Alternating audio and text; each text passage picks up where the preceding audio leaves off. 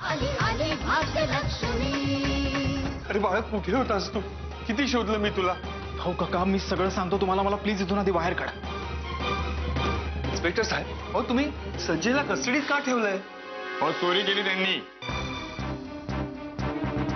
काय बोलताय तुम्ही साहेब? काहीतरी गैरसमज झालाय तुमचा. अहो तो संजय मोहिते आहे, भिरागावचा मोठा बिझनेसमॅन. अहो करोडो रुपयांची उलाढाल आहे त्याची. इन्स्पेक्टर साहेब, हे बघा, काही जामीन वगैरे भरायचा असेल तर मी भरतो. ठीक आहे, हे पहा, मुंबई सोडताना आम्हाला आधी कळवावं लागेल. हा, हवालदार, सोडा त्याला. संजय बाबा, बरं झालं तू भेटलास बाबा. आई बिराईची कृपा, माझं अर्ध टेन्शन दूर झालं. आता आपण लगेच काशीला शोधूया. अहो काका, काशी इथे आली होती. ती आता मला भेटून गेली, पण तिने नाही ओळखलं मला. कदाचित तिची स्मृती गेली. अरे देवा. बरं, ठीक आहे ठीक आहे, आपण तिला पण शोधूया. मला इथून सोडवलंत ना तर मी सांगेन तुम्हाला काशी कुठं आहे ती. पण तुम्हाला कसं माहिती? अहो ती माझ्याकडेच होती. हा, पण एक अट आहे, तुला तुझी बायको मिळून दिल्यावर तू माझं एक काम करायचं. कोणती अट? त्या काशीकडे जे बाळ आहे ना ते तुम्हाला द्यायचं.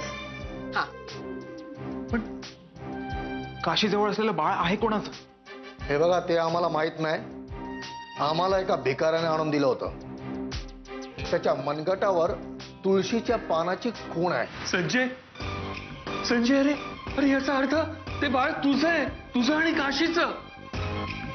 का माझं? बेटा, बेटा, याचा अर्थ असा की तुझं बाळ सुरक्षित आहे, सुरक्षित आहे.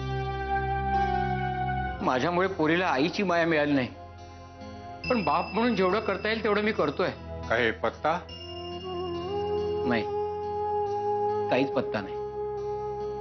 फार विचित्र आहे हो सगळं. साळवी, पण आता काहीतरी चांगलं नक्की होईल. कसलं चांगलं होतंय? गावात जोपर्यंत पाप आहे तोपर्यंत गाव काही सुखी होणार नाही. साळवी, पाप नाहीसं झालंय.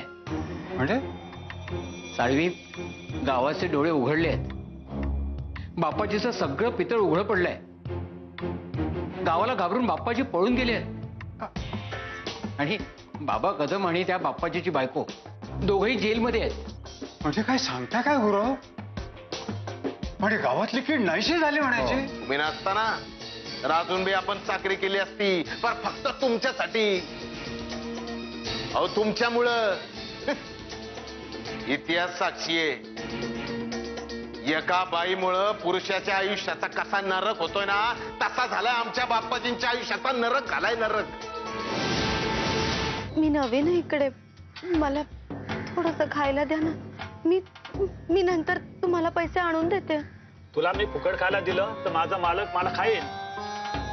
दादा, माझी स्मृती गेली हो. मला काहीच आठवत नाहीये मी कोण आहे.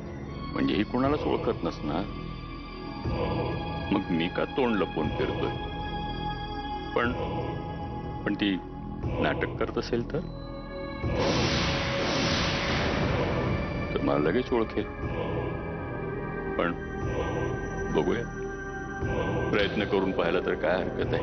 हे बघा बाई, आपलं कांचन बाई, तुम्ही काळजी करू नका.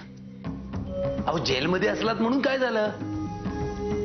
मी तुम्हाला काही कमी पडू देणार नाही.